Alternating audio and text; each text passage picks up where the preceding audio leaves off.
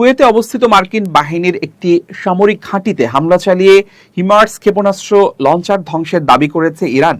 দেশটির আধা সরকারি বার্তা সংস্থা ফার্স নিউজ এ তথ্য জানিয়েছে।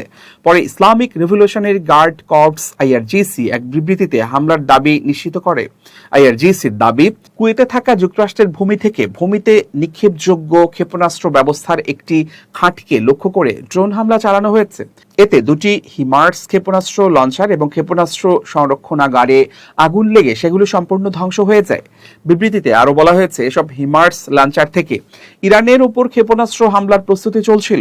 তবে হামলায় ঠিক কতটি লঞ্চার ধ্বংস হয়েছে সে বিষয়ে বিস্তারিত তথ্য দেয়নি আইআরজিসি। তাদের দাবি, রোববারের এই অভিযানে কুয়েতে অবস্থিত মার্কিন ঘাঁটিতে অন্তত 3 মার্কিন সেনা নিহত এবং আরো কয়েকজন আহত হয়েছেন। এদিকে যুক্তরাষ্ট্রের পক্ষ থেকে ইরানের এ দাবির বিষয়ে তাৎক্ষণিক কোনো মন্তব্য বা নিশ্চিত তথ্য পাওয়া যায়নি।